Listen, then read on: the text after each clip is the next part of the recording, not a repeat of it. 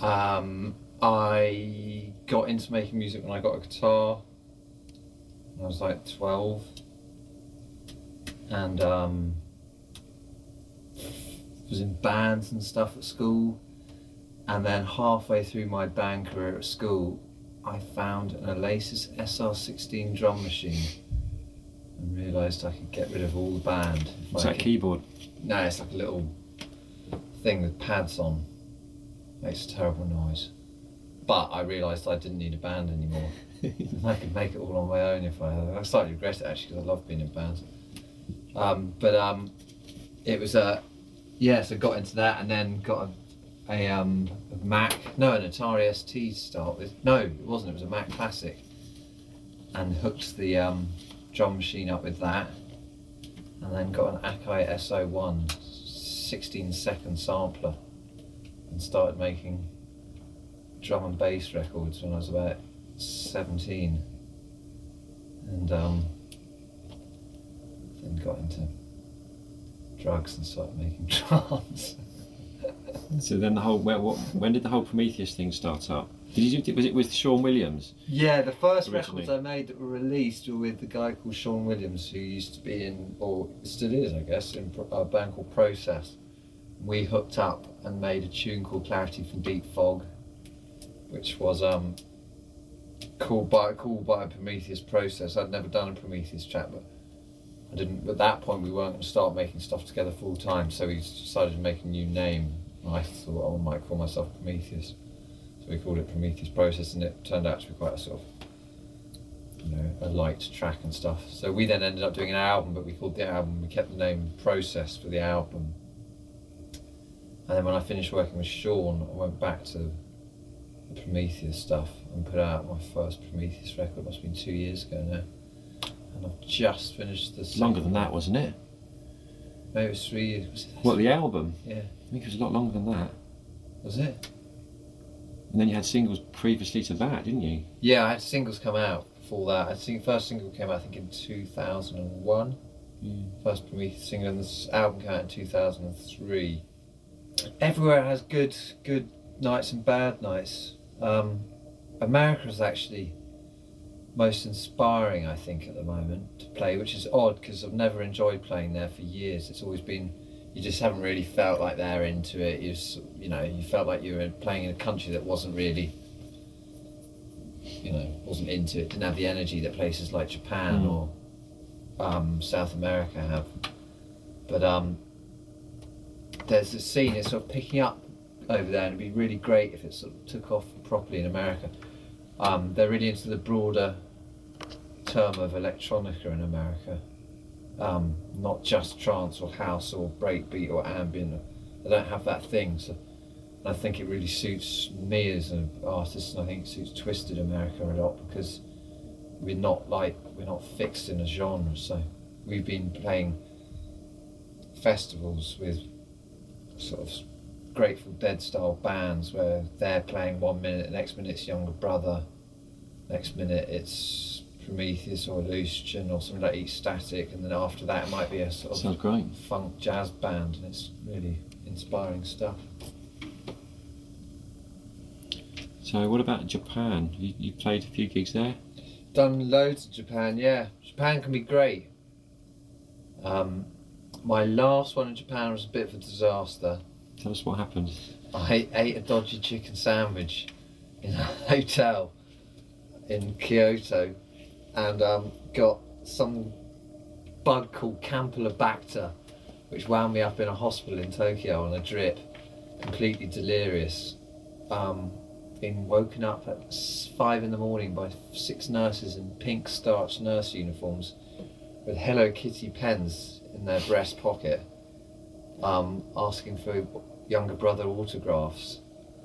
And I thought I was something out of The Big Lebowski. I was completely tripped out. I didn't know what was going on. Nobody spoke English, and yeah, it was one of the most surreal moments of my life. Apart from that, it was good, but I did feel rotten. For the seconds, it was sort of, I just wanted to, I didn't really have a sort of template of what I wanted to do on the second album actually. I just thought I was going to make an album of, you know, just keep doing what I like doing, which is making dance tracks that aren't specifically full on or specifically progressive, or they're just, I sort of like to use trance as a real way to experiment with stuff on the effects and synths, try and make some noises. I think it might be a bit of a watershed for me actually. I think from now on, or the next Prometheus album, I've already actually got quite a sort of firm idea of what I'd like it to be like. So what other music projects are you involved in, apart from I'm the younger brother? Got Younger Brother, which we're finishing off, second album for, but you can find out more about that on this DVD, I think. Prometheus, I do sort of odds and sods with lots of different people, you know, one-off tracks. Not as much as I used to. I don't really, not that into doing one-off tracks just for the fun of it anymore. Sort of keep my energy up for stuff that I've got more of a commitment to. I produce a few bands, my favourite of which is probably a band called The Egg, who I did their last album for, and doing their singles and sort of kind of just done a new single for them. And it seems to be doing pretty well, their stuff as well. Done stuff with some folk singers, and then I've set up a new project of my own stuff which I'm going to release under my own name. Would you like to hear some? Love to. Which is... Have you got a name for the project yet? No, I'm actually thinking of calling it under my name, calling it you know, Ben Vaughan or Benji Vaughan or whatever, because that's sort of what it is. It's not really, I don't want to hide behind yet another moniker, because this really is just me making music that I like, not trying to fit into a genre or be a kind of mysterious techno person on it.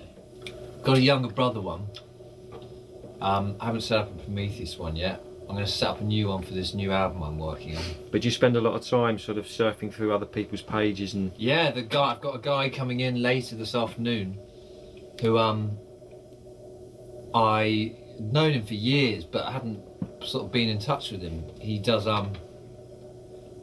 he doesn't do rapping. He's a sort of poet, singer guy, sort of more speaking lyric thing. He's a really talented guy, but anyway, he sort of went off the rails a bit and disappeared. And I found him on MySpace last week.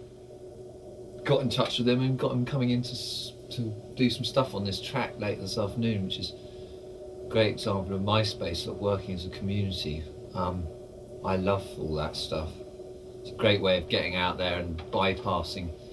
It raises the artist's sort of potential power up over, you know, before the only way to market was to cost fortunes and go through expensive companies and stuff. And obviously, because everyone can do it, there's tons out there. So you've got to make a way of making your sound or what you do sort of rise above the foam. But that's what we're all trying to do. But it's a pretty fair, good way of hopefully making the cream rise to the top, which I don't think the record business generally is. The turds rise to the top.